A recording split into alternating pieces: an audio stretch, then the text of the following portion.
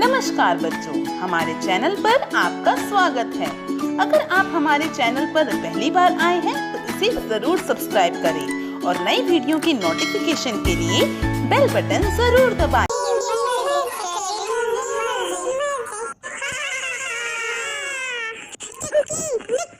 जल्दी आओ यार, तुम लोगों को तुम्हारी मम्मी कितना जल्दी बुला लेती है।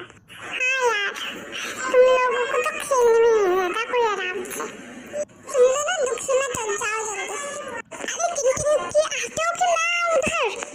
आए मम्मा, एक बार बुलाया तब नहीं आया था। बहुत शैतान हो गए हो तुम। तो ये थी चिंकी और निक्की की कहानी, जो कुछ भी नहीं कर सकते थे, या फिर सुबह बड़े मजे से आइसक्रीम खाने के सपने देख रहे होते कि पापा आके झंझोड़कर जगा देते, जल्दी उठो स्कूल का वक्त हो गया। दिनों की मुसीबत में जान थी, हर वक्त पाबंदी, हर वक्त तकरार, अपनी मर्जी से चू भी नहीं कर सकते थे। कभी निक्की का गाना गाने का मन करता तो भाईजान आके डांट देते, अरे चुप रह लो, अंदर की तरफ टटराए जाते हैं। बाहर जाओ तो अम्मी पूछती बाहर क्यों गए, अंदर रहते तो दादी चिल्लाती है मेरा दिमाग फटा जा रहा है शोर के मारे। अरे कृष्णा, जल्दी से इनको बाहर जाने का दरवाजा दिखा। जैसे बच्चे ना हुए मुर्गियों के चूजे हो गए। दोनों घंटों बैठकर इन पाबंदियों से निकलने के तरकीबें सोचा करते। उन दिनों से तो सारे घर को दुश्मनी हो गई थी। चिंकी और निक्की दोनों ने मिलकर एक योजना बनाई और पापा के सामने लाके रख दी, एक कागज पर लिखकर कि एक दिन उन्हें बड़ों के सारे अधिकार दे दिए जाए और सब बड़े छोटे बन जाए। कोई जरूरत नहीं है उधम मचाने की। मम्मी ने अपनी आदत के अनुसार डांट पिलाई, लेकिन पापा जाने किस मूड में थे कि ना सिर्फ मान गए बल्कि इकरार भी कर बैठे कि कल दोनों को हर किस्म के अधिकार मिल जाएंगे। हाँ बच्चों, कल हम छोटे और तुम बड़े बन जाओगे, मगर सिर्फ एक दिन के लिए। अभी सुबह होने में कई घंटे थे, मगर निक्की सुबह जल्दी उठ के चिल्लाने लगी, मम्मी जल्दी उठिए, नाश्ता तैयार कीजिए। फिर दादी ने सुबह की नमाज पढ़ने के बाद खाना और बादाम का हरीरा पीना शुरू किया, तो निक्की ने उन्हें रोका, चलो बादाम का हरीरा पीते हैं। और दादी ने हाथ उठाया मारने के लिए, मगर उनको ध्यान आया कि आज तो मैं मार ही नहीं सकती इसको। नाश्ता मेज पर आया तो निक्की ने खानसमा से कहा, अंडे और मक्खन वगैरह हमारे सामने रखो, दलिए और दूध बिस्कुट इन सबको दे दो। पापा ने उदास नजरों से देखा। सब खाना खाने बैठे तो चिंकी ने मम्मी को टोका, मम्मी जरा अपने दांत देखिए, पान खाने से कितने गंदे हो रहे हैं।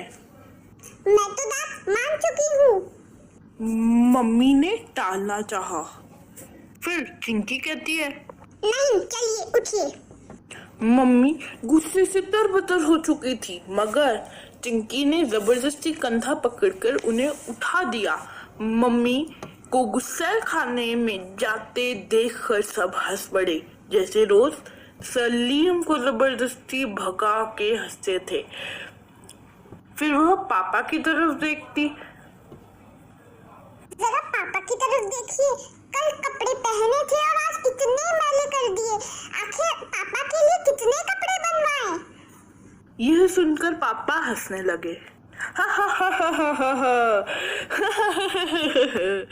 आज ये दोनों कैसी सही नकल उतार रहे थे सबकी, मगर फिर कपड़े देखकर वह सचमुच शर्मिंदा हो गए। थोड़ी देर बाद पापा अपने दोस्तों के बीच बैठकर अपनी नई गजल लहक लहक कर सुना रहे थे तो निक्की फिर चिल्लाने लगी, बस कीजिए पापा, फौरन ऑफिस जाइए, 10 बज गए। चू चू चुप। पापा डांटते डांटते रुक गए। बेबसी सी गजल की अधूरी पंक्ति दांतों में दब गई। कृष्णा, जरा मुझे 300 रुपए देना। पापा ऑफिस जाने को तैयार होकर बोले। 300 रुपए का क्या होगा, कार में पेट्रोल तो है। निक्की ने तुनक कर पापा की नकल उतारी, जैसे पापा कहते हैं कि पैसों का क्या करोगे, जेब खर्च तो ले चुके हो। तभी खानसमा बोली, तो चिंकी बोली, मिठाइयाँ बना दो। तभी चिंकी बोली, जैसे हम रोज सिर्फ मिर्चियों के सालन से खाते हैं।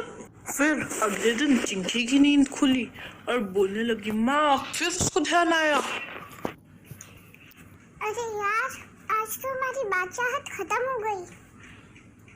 अब क्या करूं? कोई नहीं, अभी चिंकी को आवाज देती हूँ। अरे चिंकी, कहाँ हो? चिंकी का कोई जवाब ना आया। फिर वो दोनों आते हैं, तभी उनको मम्मी, पापा, दादी, दादा, बहन और भाई की आवाज आती है। यार, अब हम अपनी गलती समझ गए हैं। हमको इनके साथ ऐसा नहीं करना चाहिए था। जैसे मैं बोलता था इनको, पैसे नहीं लेके जाओगे, क्या करोगे तुम पैसे ले जाके। तभी इन्होंने कल मेरे को पैसे नहीं ले जाने दिए। अब समझ में आया इन लोगों का दुख, कि इनको कैसा लगता है जब किसी चीज के लिए ना कहते हैं। अब से जब भी ये लोग जाएंगे तब मैं इनको पैसे रख के दूंगा। फिर दादी बोलती है, कल इन्होंने मुझे बादाम का हरीरा नहीं पीने दिया, जैसे मैं इनको शोर करने से मना करती थी, और ये इन्होंने भी मेरे को मना करा जैसे मैं शोर कर रही थी कल। मैं अब इनको कुछ नहीं बोलूंगी। हाँ माँ जी, आप बिल्कुल सही कह रही हैं। मैं भी इनको हर छोटी छोटी बात पर डांट देती थी और इनको सिर्फ मिर्च से रोटी खिलाती थी। पर अब खानसमा, तुम हर रोज खाने के साथ एक मिठाई तो बनाओ ना। फिर बहन बोलती है, कल इन्होंने मेरे को मेरे कपड़ों के लिए टोका, जैसे मैं चाहे कितने भी अच्छे कपड़े पहने ये इनको हमेशा टोकती थी और गंदे कपड़े पहना देती थी। फिर भाई बोलता है, सही कह रहे हो, हमें हमारी गलती का एहसास हो गया। फिर दोनों बहनें हंसने लग जाती हैं।